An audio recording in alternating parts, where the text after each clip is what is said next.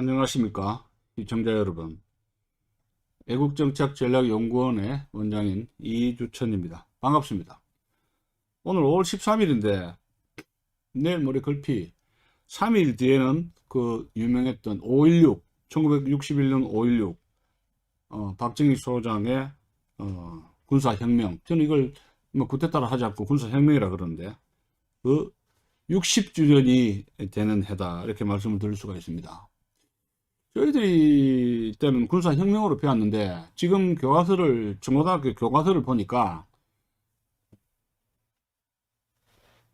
천편일률적으로 지금 그 5.16은 군사정변이다, 말하자면 프랑스 말로 쿠데타다, 이렇게 이제 설명을 서술을 하고 있습니다. 그래서 자, 이 쿠데타냐 군사정변이냐 혁명이냐의 이제 기준이 좀 설명을 좀 드리고 싶은데요. 이것은 5.16의 역사적 성격과 관계되는 매우 중요한 것입니다. 그래서 간단하게 이야기한다면 혁명이라는 것은 정치, 사회, 경제적인 아주 totally, rapidly enormous change, 엄청난 변화를 야기하는 것이요, 대변혁입니다. Great change. 그래서 지배계층의 변화, 뭐 봉건 귀족에서 자본가 계급으로의 권력의 이동이라든가 사회 경제적 배경 변화, 뭐 농촌 사회에서 그 산업 사회로 이런 변화를 말하는 것이고, 쿠데타라고 하는 것은 군사 정변이죠. 어떤 사회 경제적인 변화를 전혀 별로 이루어지지 않는 것이다. 프랑스의 무슨 나폴레옹이 단행했던 1799년에 뭐 브루메르 쿠데타, 왜냐하면 왕정 봉건 세력을 정리해야 되는데 자신이 다시 황제가 되었기 때문에 역사가들은 쿠데타라고 그러고 있어요. 그렇게 많은 업적이 있음에도 불구하고. 그 다음에 월남에 한 10차례에 걸쳐서 쿠데타가 있었는데 정치, 경제, 사회적인 변화를 군인들이 못 끌어내고 올라오면 공산화됐죠. 자, 그런데 볼셰비키와 대한민국의 5.16은 다릅니다. 특히 소련 같은 경우에 볼셰비키 1917년 11월 달에 소비에트 레닌하고 트로츠키가 주도해가지고 소위 그 볼셰비키 군사 정변이 일어났는데 역사가들이 이에이치카 같은 그런 러시아 계통의 역사가들이 레닌, 스탈린으로 20, 30년 거치면서 소련 사회가 문명화되고 이제 그 문자 해독률이 높아지고 봉건적인 예속 관계에서 인민들을 해방시키고 남녀 평등을 가지게 되고 가져오게 하고, 또 무엇보다도 러시아가 산업사회로 급속도로 이동했지 않습니까? 그렇기 때문에 볼셰비키 쿠데타는 볼셰비키 혁명이 된 겁니다. 그렇다면 볼셰비키 혁명에 비해서 박정희 소장이 일으켰던 5.16은 쿠데타라고 볼 수가 있느냐, 이 이야기입니다. 그래서 저서 아예 오늘 이번 주제를 60주년 기념으로 해서 군사혁명이라고 감히 이렇게 붙이는 것입니다. 그럴 수밖에 없죠. 18년 동안에 대한민국은 박정희 대통령의 아주 그 탁월한 리더십 하에 대한민국은 농촌 국가에서 완전히 근대화된 산업화된 현대 국가로 탈바꿈했다는 것은 여기 계신 시청자 여러분들이 뭐 대부분이 수긍을 하는 거라고 이렇게 볼 수가 있습니다.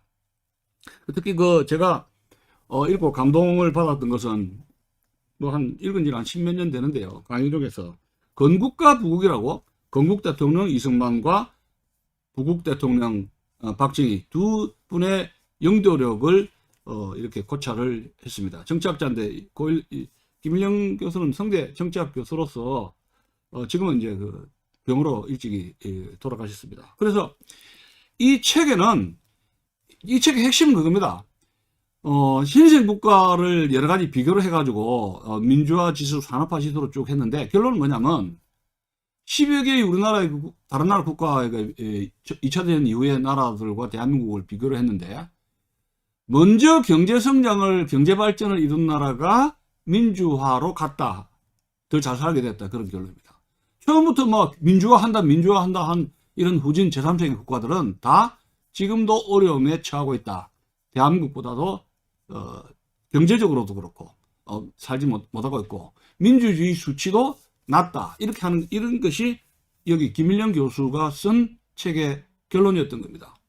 근데 이 김일영 교수가 쓴 이 책은 다른 서구의 자유진영의 경제학자들, 정치학자들의 연구업적으로 토대로 해서 자신이 정리한 것이지 자기 자신이 독자적으로 어떤 그 사례를 발표한 것은 아니라 하는 것이죠. 역사적인 여러 나라 국가 발전에 근대화 과정의 여러 나라들을 검토를 해가지고 수치, 통계 수치로 비교를 해가지고 쓴 역저라고 이렇게 말씀을 드릴 수가 있습니다. 뭐 시청자 여러분들 시간 나면 꼭 한번 읽어보시기를 부탁을 드리는 것입니다. 제가 뭐 한 시간밖에 안 되는 이러한 강의 방송이기 때문에 박정희 대통령이 일제시대 때 로부터 해가지고 5.16 한강다리를 넘어서 5.16 거사를 일으킬 때까지의 그러한 그 일제시대의 대구 구미에서 태어나가지고 막내 아들로 태어나서 아주 배고픈 빈농의 아들의 그 시절의 이야기는 길게 말씀을 드리고 싶지는 않습니다만은 굉장한 배고픔 속에서 몸소 일제시대를 체험했던 분입니다.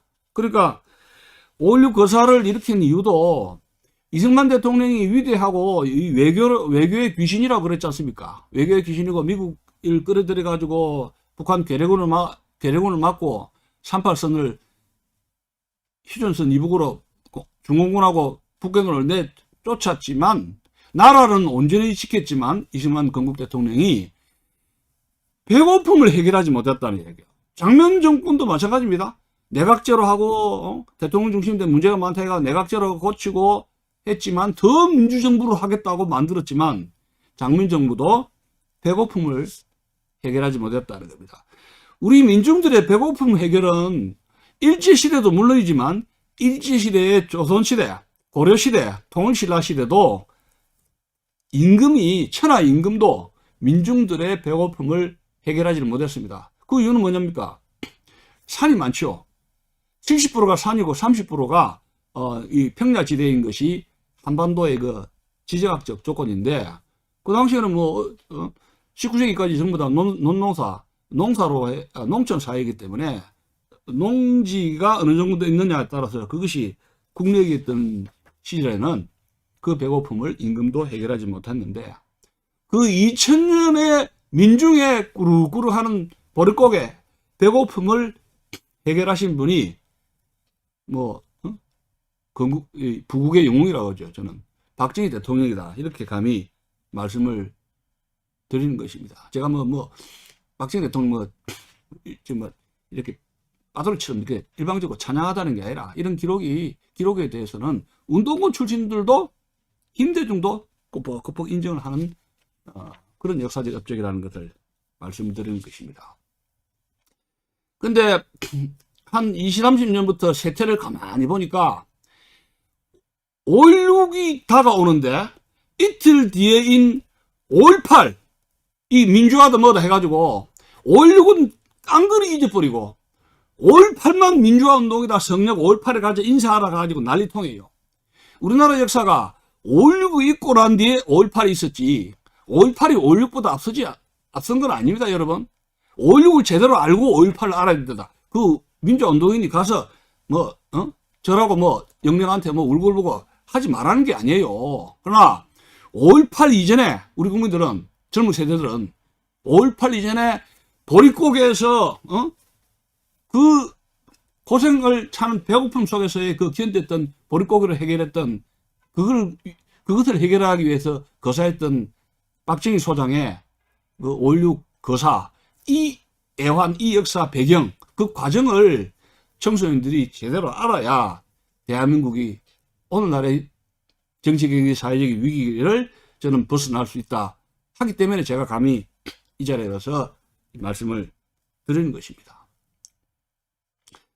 자, 그렇다면 이 배고픔을 몸소 느끼고 왜 조선이 깡그리 망했느냐? 대원군하고 민비가 피박 터지고 싸웠지 않습니까? 그 전에 당파 싸움이 있었죠. 치고받고 원수가 되는 거예요. 왜 저기 쳐들어오는데도 민비하고 대원군은 치고받고 그전에는 사색 당파 싸움이 몇백 년 걸쳐서 이 조선을 초토화시켰습니다. 근데 그 당시에 그런 상태에서 어쨌습니까? 일본은 부국강병 명치유신을 통해서 엄청나게 몸집을 튀어나갔지 않습니까? 우리나라 인구의 1.5배, 국력의 영토가 1.5. 항상 우리는 왜구르니 쪽발이니 무시했던 그 일본이 엄청난 세력으로 등장을 20세기 동북아의 강자로 등장하는데 이 조선시대의 당파싸움, 민비대원군, 파벌로 권력 박극 싸움으로 날이 가도록 피박서지게 싸웠다. 나라가 왜 망했느냐? 일본은 왜 명치유신을 성공했느냐? 일제시대의 배고픔 속에서 청년 박정희는 깊은 고민을 했다는 사실을 말씀을 드리는 것입니다. 박정희 소장이 5.16을 단행을 했을 때 제가 어린 시절 이야기는 쉽게 하겠습니다. 오늘은 뭐 다음 시간에 좀 길게 이야기하고요. 그 당시에 그 5.16 혁명 공약을 내세웠습니다.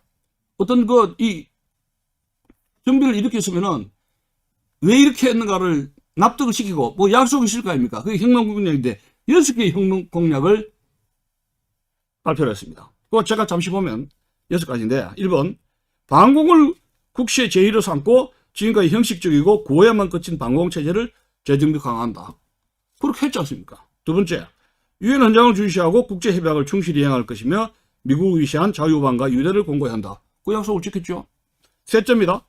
이 나라의 모든 부패와 구악을 일수하고 패퇴한 국민 도의와 민족 정기를 다시 바로잡기 위해 청신한 기풍을 진작시킨다. 깡패라든가 폭력배, 50년대에 실업자가 된 깡패 건달들이 길거리에 우글우글 했어요. 그리고 전봇대에는 사람 오물인지 짐승 오물인지 개 오물인지 잔뜩 싸놓고 방류를 하고 나가버려. 지금 같은 이런 멋진 화장실, 세계에서 빅3가 된 화장실은 있지도 않았습니다. 전봇대만 가면 거기서 찌르내가 나는데 그거 50년대 시절에 길거리에 깡패들이 우글우글 했습니다. 그 청소를 했죠. 물론 직장이 없으니까 그렇게 깡패가 되는 겁니다. 50년대 길거리 풍경이에요. 이것도 처리했습니다. 네 번째, 절망과 기아선상에서 허덕이는 민생고를 시급히 해결하고 국가 자립 경제재건에 총력을 경주한다. 민생고 해결하기 위해서 1차, 2차, 3차 경제개발을 꾸준히 추진했지요. 일본과의 경제협력, 국교 정상을 통해 가지고 8억 달러를 받아가지고 그걸로 또 독일로부터 마르크스를 빌려가지고 독일 마르크, 일본의 앵화를 유상무상으로 들여가지고 경제개발을 하니까 미국의 케네디 행정부가, 존슨 행정부가 너무나 열심히 하니까 한국을 버려서는 안 되겠다. 도와줘야 되겠다. 감동을 한 것이죠. 처음에 미국이 잘 안 도와줬습니다. 5.16 일으키니까 당신 쿠데타 한 게 아니냐. 케네디 대통령한테 가가지고 좀 먼저 좀 달라고 이렇게 하니까 미 의회가 당신 쿠데타 해서 환영 안 해. 그래서 그럼 어찌하면 됩니까 하니까 일본이 전쟁 특수로 했으니까 일본하고 협정을 타결해가지고 국회 정상화해가지고 일본 가서 좀 해봐 이렇게 된 겁니다. 근데 우리나라 이 반일 정서 때문에 일본으로 어떻게 할 수가 없잖아요. 그래서 대안으로 독일로 간 거예요. 거기서 마르크 독일 돈을 차관을 빌리게 되는데 그때 보증이 뭡니까? 독일의 광부와 간호사에 따라 독일에 가서 그 간호사하고 광부들하고 같이 울었어요. 나라가 이렇게 해서 되겠느냐? 제가 뭐 울라고 온 건 아닌데 이 강의를 할 때마다 슬퍼요, 슬퍼. 박 대통령이 지금 살아 계신다면 이 문재인 주사파 정권이 등장해가지고 나라를 완전히 4년 만에 난도질을 하는 것을 보시면은 이분이 지하에서 어떻게 생각하겠느냐. 그분의 딸인 박근혜 전 대통령이 지금 아직도 4년 동안에 감옥 속에 계시지 않습니까? 참 피눈물이 나고 억장이 무너지는 일입니다. 여러분들은 이런 나라를 원하기 때문에 문재인을 찍은 겁니까? 예? 아직도 문재인이가 30% 말이 돼요 그게? 아직도 대깨문? 나라가 망해도 대깨문입니까? 예?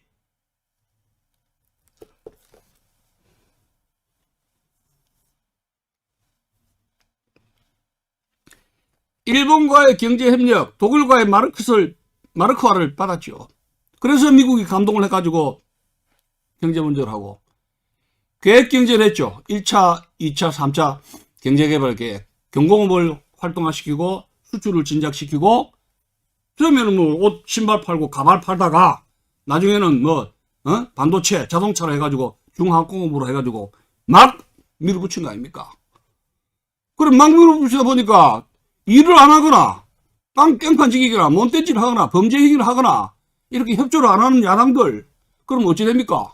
나라는 발전시켜야 되는데 하루하루가 급한데 그럼 이게 어찌 됩니까? 조용히 뭐 말해도 안 통하죠? 그러면 어떻게 됩니까? 권위주의 정부 시절에 권위주의식으로 힘으로 어느 정도 밀고 내려갈 수밖에 없었죠. 지금 국민소득 경제 성장 3만 불인데 우리나라 지금 먹고 마시고 놀고 잘 사는 거는 빅3, 세계 빅3 들어갑니다. 먹고 마시고 놀고 노래방 해가지고 양준이 뭐니 이거 외제차 일제 자동차 뭐 해가지고 삐까삐까 노는 거는 부편이 세계 빅3에 들어갑니다. 청소년 여러분 외국에 한번 나가보십시오.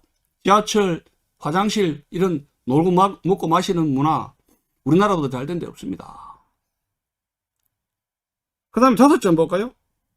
민족의 수건인 국토 통일을 위하여 공산주의와 대결할 수 있는 실력의 배양에 전력을 집중한다. 그걸 했지 않습니까? 국토방위사니 향토방위군 했죠. 군대를 전부 현대 베트남 참전시켜가지고 실전 경험 쌓고 짱짱하게 사단 병력들 전투사단들 원령부라고 실전 배치하고 M1 카빈총에서 M1, M16 공장이 지금 창원 지금 민노총에 그 지금 아지트가 된 창원에 무기 공장을 해가지고 탱크도 만들고 슈르탄이 바주카포 나중에는 전투기 다 만들어냈지 않습니까? 그게 박정희 대통령이 월남전 참전으로 해가지고 국군에 현대화를 한 것이죠. 그 5개 다 약속 다 지켰습니다. 그 다음 지키지 못한 약속은 뭐냐? 이와 같은 우리의 고합이 성취되면 참신하고도 양심적인 정치인들에게 얼마든지 정권을 이양하고 우리들 본연의 업무에 복귀할 준비를 갖춘다. 민정이양은 약속을 제대로 못 지켰습니다. 당신은 옷을 벗고 대통령 출마를 함으로써 이제 군인 생활 마감을 지었는데 그 당시에 50년대 정치판이 어쨌습니까? 굉장히 부정부패하고 정쟁을 일삼고 일은 안 하고 그러다가 부정부패하고 살고 터지고 민간 정치인들의 이런 추진력을 산업화에 대한 추진력을 신뢰할 수가 없었던 것이죠. 그래서 직접 당신이 정치를 하게 된 겁니다. 어쨌든 혁명 공약 중 6개 항목 중 5개를 실행을 했습니다. 그러면 80% 이상 자기 선거 혁명 공약을 지켰는데 혁명 공약에서 80% 지키면 혁명을 완수한 거 아닙니까? 그럼 대한민국 교과서에 어떻게 써야 됩니까? 5.16은 뭐예요? 뭐라 해야 됩니까? 군사혁명이라고 해도 누가 뭐라 하지 않습니다. 볼셰비키라든가 이런 공산주의 혁명을 하는데 뭐 때문에 대한민국이 5.16의 그 위대한 업적이 있었는데 이것을 무장정변이니 쿠데타니 이런 식으로 중국 교과서에서 그렇게 서술을 해야 되느냐 하는 걸 말씀을 드리는 것입니다. 네? 한국사에서 국민들을 먹거리 해결한 최초의 정치가다 라고 말씀을 드리는 것입니다.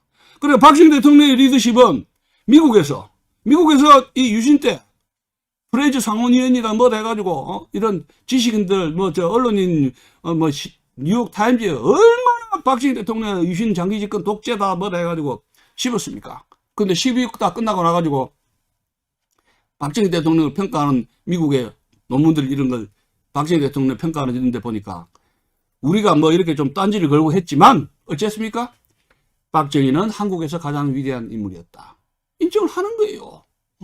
미웠지만 미국 말을 안 들으니까 미울 수밖에요. 미국의 이해관계에서 자꾸 미국의 이해관계가 한국의 이해관계가 있는데 한국의 이해관계를 앞서서 자꾸 대드니까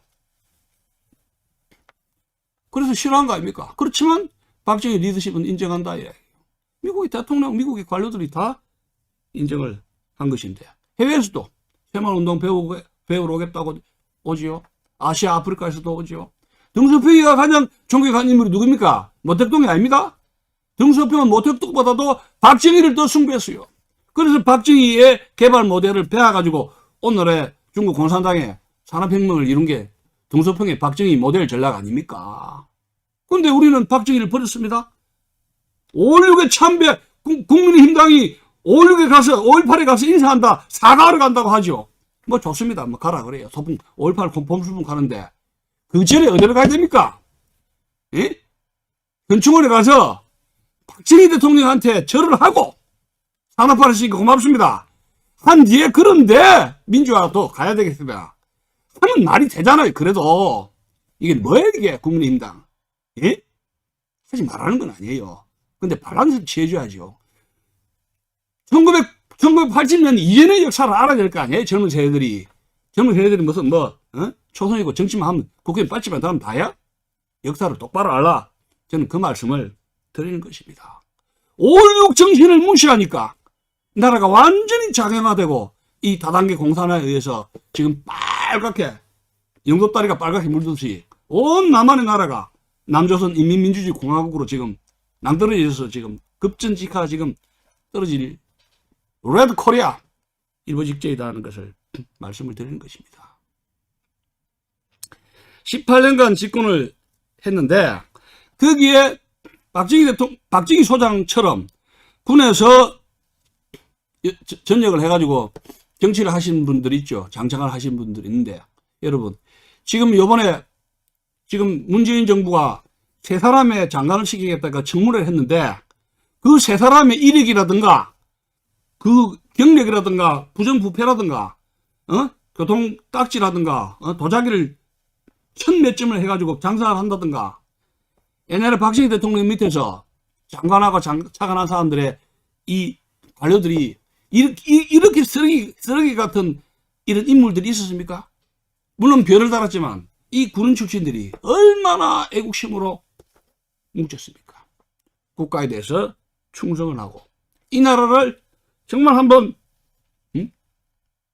미국, 일본이 무시할 수 없을 정도로 존경할 수 있는 나라를 만들어야 되겠다 하면서 얼마나 노력을 했습니까? 그게 18년이에요.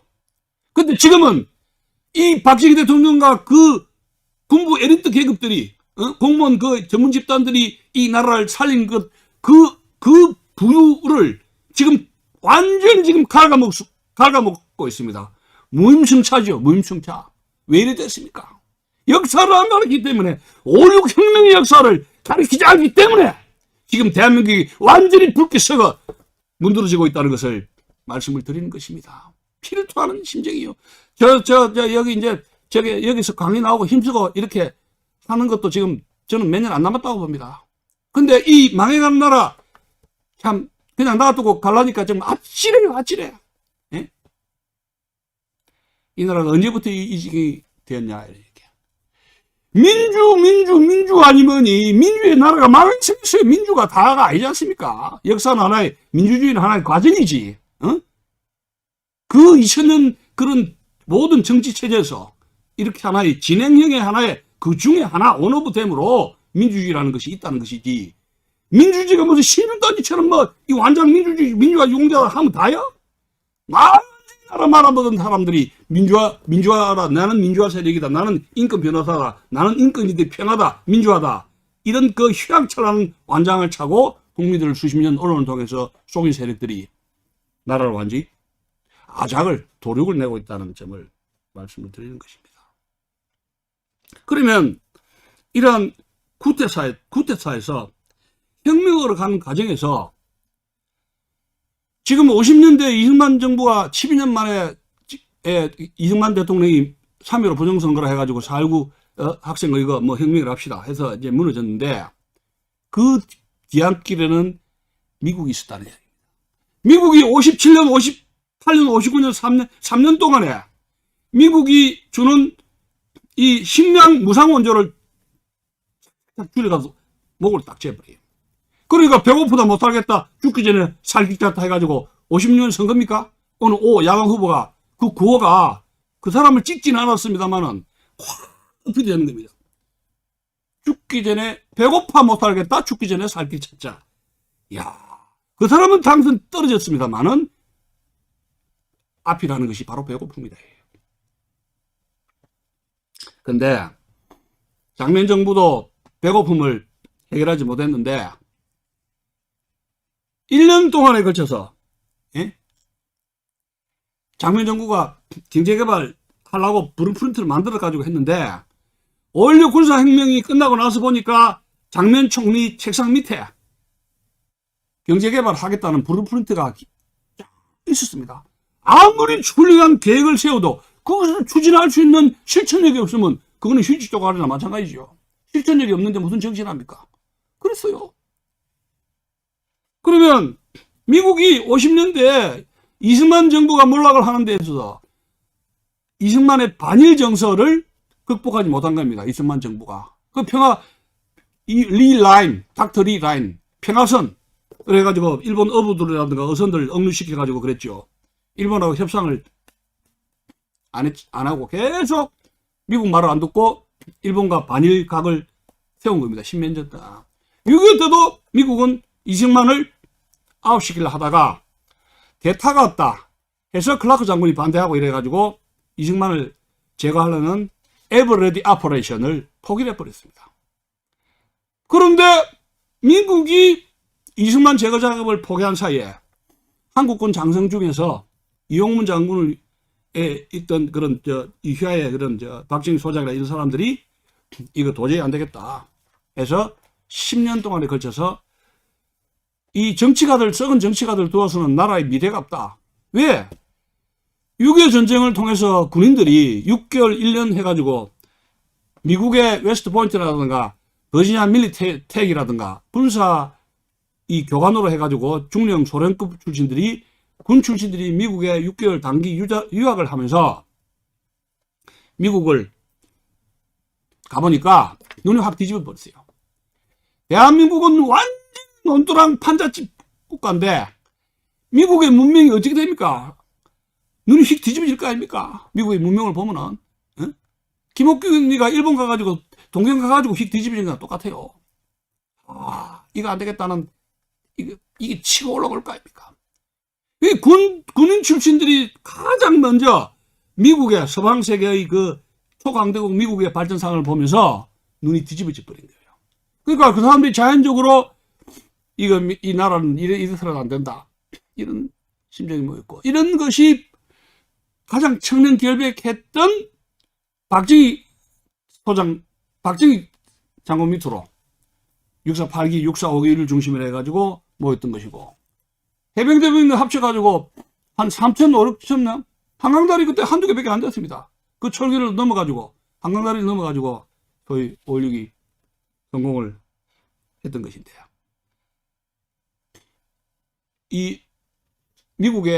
미국이 쿠데타를 반대하지 않기 위해서는 두 가지죠.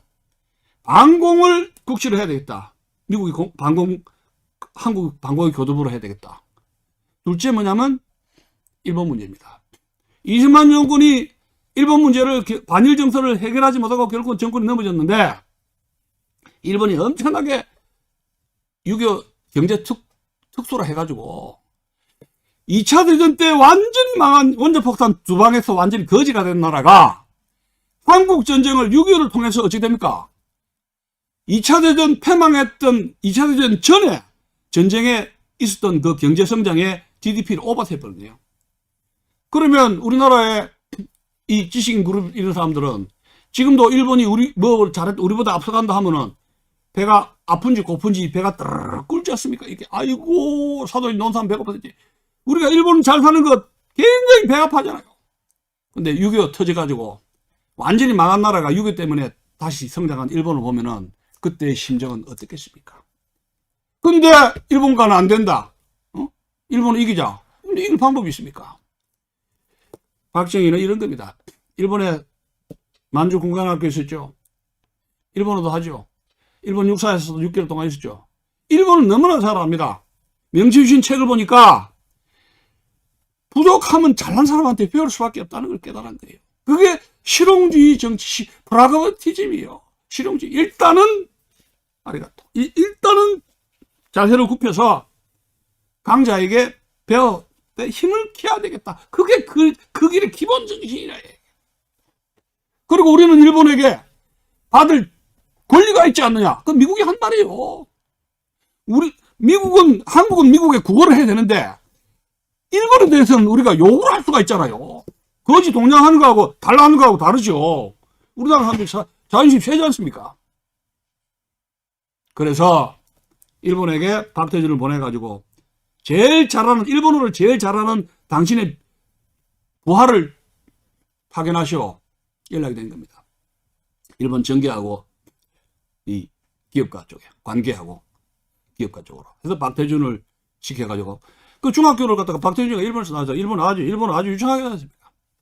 보내가지고 협상을 하게 됐습니다. 그래가지고 박태준이가 성사시킨 것이 우리나라의 어찌 됩니까? 한일회담이 이루어지는데, 한일회담 시작이 51년 10월부터 해서 65년 6월 1일 날 타결되는데, 무려 15년이 걸렸다는 놀라운 사실입니다. 무려 15년이.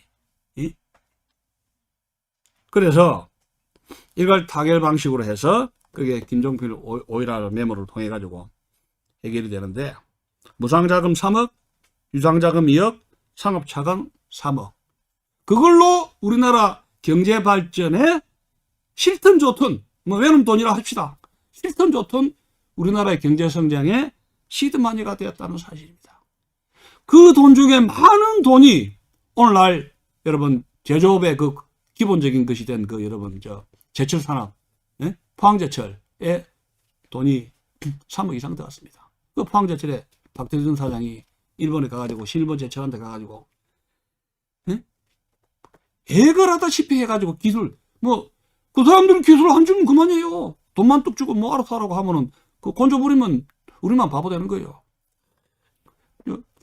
박태준 씨가 정중하게 설득을 시키면서 대한민국 처지를 이해시키고 당신들이 이렇게 저렇게 한 것에 대해서 대화를 통해서 설득을 시키면서 일본 사람들을 감동을 시킨 겁니다. 그래서 신일본 제철이 포항제철 출자를 하게 되고 기술을 다 해주면서 오늘날의 포항제철. 이 포항제철이 등소평이가 포항제철 어떻게 대한민국처럼 만들 수가 없느냐 했는데 뭐라 그랬습니까? 그거 누가 불가능하다 그랬습니다. 왜? 중국에는 박태준 같은 포철 회장 같은 그런 인물이 없기 때문에 중국에는 포항제철 같은 제철 산업이 어렵다 한 그 유명한 말이 있지 않습니까?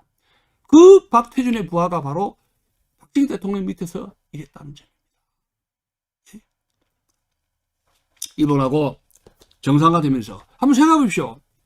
우리나라가 2000년 역사에서 지금 이 시대가 가장 잘 사는데 한일 관계가 가장 좋은 이 1961년 이후가 대한민국이 뭐예요? 먹거리가 해결한 나라다 하는 점입니다. 왜냐면 일본이 동북아에서 제일 잘 사는 나라 아닙니까? 어쨌든 간에 친구는 부자고 공부 잘하는 사람한테 붙어야 되고 운동 잘하는 데 붙어야 되고 국가는 뭐예요?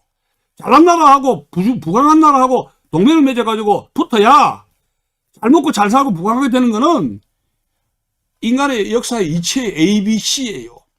근데 대한민국이 지금 지소미아다 해가지고 반일 정서 이용해가지고 한일 관계를 깽판지기를 하고 문재인 정권이 그렇게 하다가 미국이 국방장관까지 와가지고 청와대 가가 찾아가가지고 당신들 정말 이렇게 하면은 해서 최후 통첩하니까 조사파들이 찔끔하면서 주소미아 연장시킨 거 아닙니까?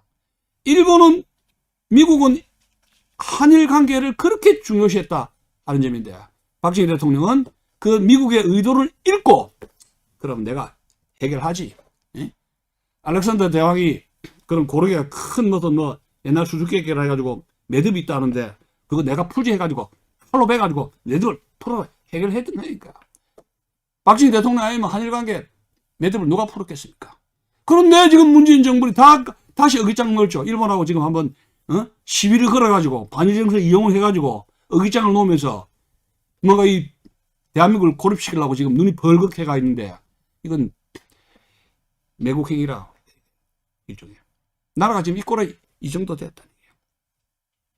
그 다음에 박정희 대통령은 미국의 속셈을 읽은 것이 월남전 참전 파병입니다. 월남전 파병을 통해서 월남에 지금 점점 수렁에 빠지는데 박정희 대통령을 볼 때는 월남에 파병하면은 실전 경험, 군사 원조, 경제 성장, 그리고 베트남의 라면이라든가 메이드 인 코리아 김치 이렇게 해가지고 이거 완전히 노다지요. 잘하면은 엄청나게 뭔가 얻을 수 있다고 판단되고. 왜? 한국전쟁에서 일본이 경제 특수로 해가지고 성장했던 데이터가 있지 않습니까? 그 데이터를 일본에 있던 특파원들, 그 전문가들이 일본이 어떻게 경제 성장을 6.25를 이용해서 경제 성장했는가를 데이터가 속속속 도착하는데 박정희 대통령은 일본을 아니까 거기에 일본 통일이 많았지 않습니까? 박태준이라든가 뭐고 각하. 우리가 일본의 발전 모델을 따라서 이렇게 추진을 해야 됩니다. 일본이 수출로 돈을 벌었죠. 일본이 6.25 특수로 돈을 벌었습니다. 우리도 베트남으로 가야 됩니다. 일본은 미국의 시장을 통해서 시장에 물건을 팔아가지고 수출을 통해서 수출 전략을 해가지고 부강한 나라가 됐습니다. 우리도 일본처럼 종합상사죠. 수출 종합상사 만들어서 일본이 가는 패턴대로 해서 부국강병책으로 나가야 되겠습니다. 오케이. 그 일본 그 서적을 들어오게 해가지고 그 사람들이 갔던 패턴대로 복사를 해가지고 처음 하는 것보다는 복사해가지고 따라가는 게 쉽잖아요. 카피 해가지고. 그래서 일본의 발전형 모델을 따라서 갔는데 그것이 히트 치버리기죠. 국가관리 차원에서. 부족하면 그 힘을 키우기 위해서 강한 나라, 강한 인간에게 이렇게 가까이 가서 배우게 되는 게 병법, 전략의 기본입니다. 그 박정희 대통령은 그런 실용주의 정신으로 해가지고 오늘날 대한민국을 부강하게 만들었다는 점입니다. 또 이 국민들, 그러니까 도시 이런 산업화 1차, 2차, 3차 산업화하는 과정에서 도시로 집중을 하는데 농촌은 완전히 지금 고리채 해가지고 빚더미에다가 지금도 농촌은 지금 베트남에서 왔니 뭐 중동에서 왔니 아랍에서 왔니 해가지고 이 남자들이 장가도 못 가면서 울고 불고 해가지고 어디에서 저 외지 아프리카에서 인도에서 신부를 구해가지고 까무잡잡하게 2세 3세 지금 농촌에 해가지고 완전히 지금 나라가 지금 농촌은 지금 다문화 가정입니까? 그런 식으로 되고 있어요 지금. 그럼 이 다문화 가정이 나오는 결과가 뭔가 아찔한 거 아닙니까? 나라가 지금 이 정도 지금 망가졌는데 그 당시에 60년대 70년대 60년대는 도시에 무슨 교통 잘 발달돼 있죠. 뭐 TV 잘 나오죠. 이쁜 여자 쭉쭉빵빵 있죠. 그 다음에 이제 무슨 뭐 일자리가 많지 않습니까? 이제 농촌만 죽을 지경이야. 농촌에는 비 오면은 비가 오는지 기우제 지내는지 한물세월이야. 고리채가 있죠. 자, 그래서 박정희 대통령은 1차, 2차 경제개발하면서 그분이 농촌 사람 아닙니까? 농촌을 부유하게 하지 않고서는 지역감정이라든가 국민들의 분열이라든가 통합은 불가능하다. 나는 농촌 아들이니까 농촌을 잘 살게 해야 되겠다. 첫 번째 전략은 도시를 잘 살게 했지만 이제는 농촌을 해야 되겠다. 그래야 전 국민이 잘 살게 된다. 그래서 1979년에 청도를 갔는데 청도에서 사람들, 불악인들을 이 국민들과 가까이 소통하고 접촉하는 가운데서 뭘 얻었느냐. 불악민들이 새마을운동에 대한 핀트를 얻은 거예요. 그것이 국민들하고 접촉하지 않으면 그런 지도자가 그런 발상이 안 나와요. 지금 문재인처럼 저 청와대 해가지고 빼이빠로 이거 버버버버 끓고 읽으면서 대한민국을 살릴 발상이 안 나오죠. 국민과 소통을 안 하고 있지 않습니까? 김정은하고 몰래 소통하는 건 모르겠어요. USB를 비밀리에 줬으니까 또 뭔가 쿵짝쿵짝 하는 게 있을 거 아닙니까? 한 번도 뭐 평화 쇼쇼쇼 할 거예요? 어림도 없는 이야기예요. 정의를 모르니까 저런 사람이 개인의 법대에서 이 5.16을 제대로 안 가르치니까 대학 교육이 완전히 망가졌어요. 그러니까 저런 괴물이 나오는 겁니다. 어찌할 겁니까? 69년에 새마을운동을 했는데 남아도는 시멘트를 일단 풀었다는 이야기예요. 그러면서 국가가, 정부가 지원을 해주겠다.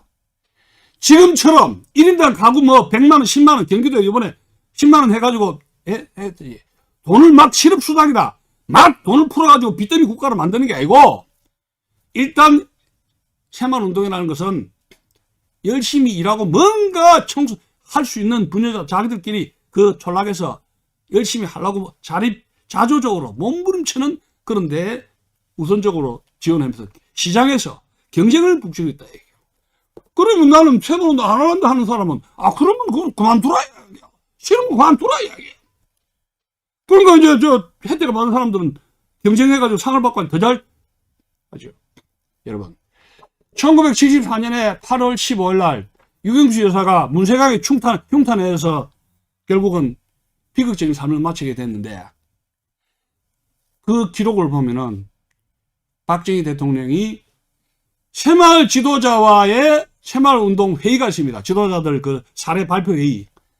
그것을 눈물을 닦고 그 새마을 회의에 참석하셔서 그 지도자의 성공 사례를 들었다는 것은, 박 대통령이 새마을운동의 성과에 대해서 얼마나 많은 관심을 가지고 있었고 얼마나 애민정신이 투철한가를 알 수 있는 대목이라는 사실입니다. 우리 지금 새마을운동, 자족협동, 내가 내 힘으로 뭐가 있다는, 해야 되겠다는 그런, 뭐 부모가 어떻고, 뭐 정부가 어떻고, 왜 정부가 돈 안 주느냐, 실업수당 안 주느냐, 아파트값 안 주느냐 해서 막 부모 원망, 사회 원망, 정부 원망을 하는 젊은 세대들이 많은데, 예? 이 새마을운동 뭐예요? 일단 내가 열심히 하면은 하늘이 돕고 정부가 돕는다는 이런 근면 자주 정신을 전 국민들에게, 국민 계몽운동, 국민 정신 개조 운동으로 확산시킨 것이 바로 새마을운동입니다. 그래서 새마을운동은 농촌에서 도시로 가고, 농촌의 여성들이 그 당시에 구정이다 추석이다 되면 이런 화토라든가 이 기루다라든가 뭐 이 화토가 호질병 아니에요. 화토짝 술 마시면서 막걸리 마시고 화토짝 해가지고 돈 다 날리고 말이죠. 그 남편의 그 화토 노름 그걸 청산하고 저축을 장려하고, 그래서 국민 정신을 개조하면서, 우리나라 지금 정신 개조해야 돼요. 웬 노래자랑이 그래 많아요? 1등 2등 뽑고 젊은이들이 가수가 되기 위해서 막 발악을 해요. 노래 잘 불러 어찌가 했다, 이 나라 많다인데. 예? 연예인 되겠다. 연예인 하라 그럽니다. 연예인 그 쉽지 않아요. 뭘 팔아서 연예계 됐다는 거예요. 전부 드라마다 쓰레기 같은 드라마들 하는데 악을 빠락빠락 쓰고 그렇게 아무것도 없어요. 그런 속에서 국민 정신은 완전히 황폐했습니다. 됐어요. 그런데 저희 어린 시절 60년 70년대 아침에 일어나면 새마을운동 노래가 탁 나옵니다. 열심히 일하세, 싸워서 일하면서 싸우세. 구국의 안보, 애국정신을 고취하는 건데, 지금 지하철이든지 마을버스든지 새마을운동 좋은 노래 다 지나갔죠. 코로나 마스크 끼시오, 코로나. 드라마 펴면 여자들 대드는 거 막 악쓰는 그런 연기. 정신이 완전히 황폐했습니다. 우리 새마을 정신은 완전히 우리 역사에서 잊어버리고 말았습니다. 우리가 새마을 정신을 잃어버린 그 사이에, 어디에? 아시아 아프리카에서 지금도 새마을 운동을 보러 오는데, 초가집이라든가 무슨 기념관이라든가 아무런 자료가 있는 데가 없단 말이에요. 놀고 마시는 데가 천지죠. 놀고 마시는데 또 어떤 무슨 4.3 평화공원 5.18 해가지고 휘황찬란 몇 조씩 들어가지고 세금 뜯어가지고 그런 휘황찬란한 평화공원이다. 4.3 무슨 5.18 저 희생자다 해가지고 엄침하게 해가지고 묘진이 해가지고. 그런데 정작 대한민국의 오늘날에 있었던 새마을 초가집 고생했던 그 청도, 새마을운동의 진원지, 박 대통령이 그 원장과 같이 순시했던 그런 지도자들이 있었던 곳 있어요? 다 들어서 버렸어. 뭐 얼마나 돈을 벌겠다고 아파트가 뭔데 전부 다 뭉개버리고 아파트 해가지고 지금 재개발하니 뭐니 해가지고 지금 그런 대한민국 그 정도로 역사 문화적으로 정의 상태가 완전히 망가졌다는 얘기예요. 이거 어떡할 거예요? 누가 세울 겁니까? 이거 한두 사람 되는 거 아닙니다. 어떡할 거예요? 저는 저는 박 대통령을 지하에서 만나 뵈면 볼 면목이 없습니다. 볼 면목이 없어요. 이거 이 나라 어떻게 해야 됩니까? 어떻게 됩니까? 연도별로 1인당 국민소득 현황을 보면 제가 숫자로 이야기하는 겁니다. 자, 1948년 우리나라에 건국됐을 때 1인당 국민소득이 얼마였느냐 여러분들은 궁금해 하실 겁니다. 90달러가 안 됐습니다. 제가 읽었던 이승만 대통령의 미국 보좌관이었던 미국인 교수가 쓴 그 책을 보면 건국의 내막이라는 책이 있습니다. 방일영 씨가 그 번역한 건데 제가 그걸 자세히 좀 읽어보니까 건국 때 우리나라의 국민소득은 87달러예요. 그런데 6.25 전쟁 터졌습니다. 뭐 다 망쳐지고 깡그리 뭐 초토화됐죠. 경기도 뭐 그러면 이것이 그러면 장민정부 들어가면서 소득이 그럼 100달러 이상으로 올라갔느냐? No. 더 그대로 제일 극성하는 것이 짜장면집, 중국집, 짱깨, 짜장면집. 저도 어렸을 때 짬뽕, 짜장면 많이 먹었습니다. 왜? 그게 미국이 무상원조로 해가지고 제일 많이 준 게 밀가루거든요. 밀가루를 공짜로 받아가 미국한테 공짜로 받아가지고 국가 예산의 30% 40%를 충당하고 그거를 싸게 뭡니까? 짱깨, 중국집 파는 겁니다. 밀가루를. 근데 밀가루 우리나라 안 먹는데 중국 사람들이 그걸 받아가지고 화교들이 받아가지고 중국집이 성업이 된 거예요. 근데 그것도 나중에는 말년에 원조가 끊어지는데 80달러 선에서 5.16 군사혁명이 일으킬 때까지 정치가 되면서 계속 70달러 80달러 해가지고 헉 인구는 그 당시에 핍약이 없을 때입니다. 핍약 무조건 나아요. 뭐 요새처럼 뭐 낙태율이 세계 뭐 1등인지 뭐 자살률 아이고 그 행복하던 시절입니다. 결혼을 하면은 무조건 애가 4명 5명 10명까지 막 놓습니다. 막 나요. 그게 막 나이가 농촌에서 노동력이 있지 않습니까? 인구는 우글우글한데 먹고 살 일 직장이 없다며. 도시에는 뭐가 있어야 됩니까? 공장이 있어야지 직장이 있지 않습니까? 공장이 없지 않습니까? 근데 도시로 몰리죠. 제가 표를 보면은 61년에 82달러입니다. 그 다음에 경제 성장했던 1965년에 63년에 최초로 100달러가 됐고, 그 다음에 65년 월남 파병했을 때, 처음으로 월남 파병했을 때 105달러가 되죠. 그 다음에 월남에서 병력이 퇴각할 때 73년도 401달러가 됩니다. 벌써 이제 경제성장이 추진되고, 박정희 대통령이 12.6 사건으로 돌아가셨을 때 1979년에 1676달러가 되는 겁니다. 그러면 어떻게 됩니까?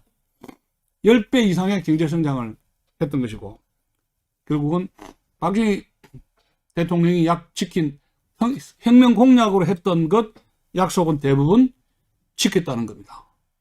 어느 정치가가 권력을 잡기 위해서 국민들에게 새치 혓바닥으로 이리저리 사탕 발림으로 좋은 말 많이 하죠. 그 약속 50% 지키기 어렵습니다. 지금 문재인 씨 보십시오. 약속 지킵니까? 천하의 말만 하면 거짓말 하지 않습니까? 눈만 뜨면 거짓말 하지 않습니까? 알고 하는지 모르고 하는지 어디로 지금 이거 은퇴를 하면은 그분은 대한민국에서 지어서 살 땅이 어디서 살겠는지 모르겠어요. 그렇다고 해서 북한이 평양으로 망명할 수도 없고 미국이 받아줄 것도 아니고 외국에 누가 받아줍니까? 문재인 씨 가족을. 이 큰일 났어요. 전직 대통령의 말로를 알 거 아닙니까? 김정수 여사가 계속 저는 불면증에 시달린다고 봅니다. 이거 큰일 났다. 남자가 뭐 모텔 방에 자든지 하면 할 수가 있는데. 예. 그래서 박정희 대통령의 지적, 성공 이유를 말씀을 드리겠습니다. 이것은 우리나라 현실에 입각했던 위로부터의 계획이다. 우리 미국, 영국식으로 이걸 100년, 200년 기다리면서 근대화 못합니다.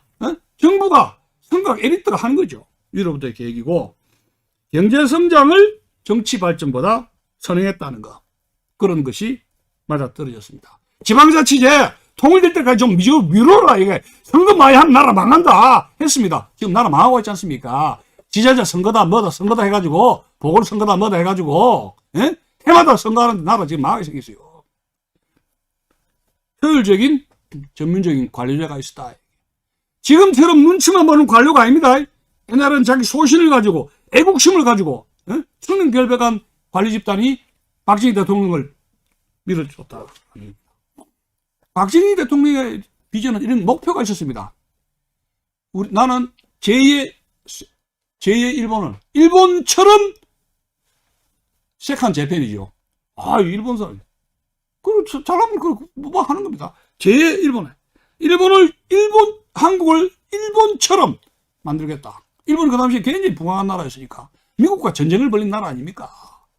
그런 목표가 있었고, 기업에 대한 통제도 하지만 협조 체제를 구축했다는 겁니다. 지금 이재용 부회장 지금 감옥에서 고생을 하고 있는데, 삼성의 이건희 그 아버지죠. 초대 그 삼성 회장 부정부패를 해가지고 5.16대 기업체들 축제 세금 안 내가지고 감옥에 갇혔는데, 박태준 등 군 출신 장성들이 부하들이 박정희 대통령에게 건의했어요.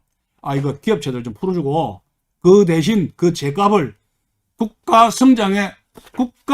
발전하는 방향으로 기업 활동을 해주겠다는 서약을 받고 좀 죄를 좀 당분간 보류를 합시다. 그래야 기업체를 풀어줬습니다. 지금 이병실 씨죠. 이건희 회장의 아버지. 그래 풀어주니까 뭡니까? 이 기업체들이 감동을 해가지고 죽자 사자 정부에 협조하면서 오늘날의 경제성장의 추진체로 만들었다 하는 점입니다. 그리고 그 기업체도 인센티브 제도를 도입해가지고 농촌이든지 기업이든지 인센티브를 도입해가지고 열심히 하고 무조건 어떻게든 잘 해보려고 하는 기업들에게는 뭐요? 시드마니를 준다든가 보조를 해준다든가 농기구를 준다 해가지고 이것을 잘 하도록 이렇게 정부가 서포트를 했지. 시장에서 이래라 저래라 직접 간섭해가지고 이 시장의 질서를, 가계유통 질서를 교란하는 것은 최대한도로 억제를 했다 하는 말씀을 드리는 것입니다. 이제 결론적으로 제가 말씀드리고 싶은 것은, 박정희가 같은 그런 인물은 지금 이제 나오기 어렵지 않습니까? 과연 앞으로 대한민국이 나오기 어렵지만은 우리나라의 정치가들이, 우리나라 국민들이 박정희 시대의 그 유산, 박정희 리더십의 그 공과 특히 이 나라를 어떻게 산업화 시켰는가, 여기에는 피와 눈물과 땀이 있었다는 것을 꼭 우리 시청자 여러분들께서 알아주시고, 이러한 과거의 60년대, 70년대 박정희 시대의 역사를 올바르게 연구를 하고 공부를 하고 서로 학습을 하고 격려를 해서 위대한 대한민국을 다시 재창출할 수 있도록 우리 모두가 같이 힘을 모아서 앞장서 줄 것을 당부드리는 바입니다. 끝까지 경청해 주셔서 대단히 감사합니다. 안녕히 계십시오.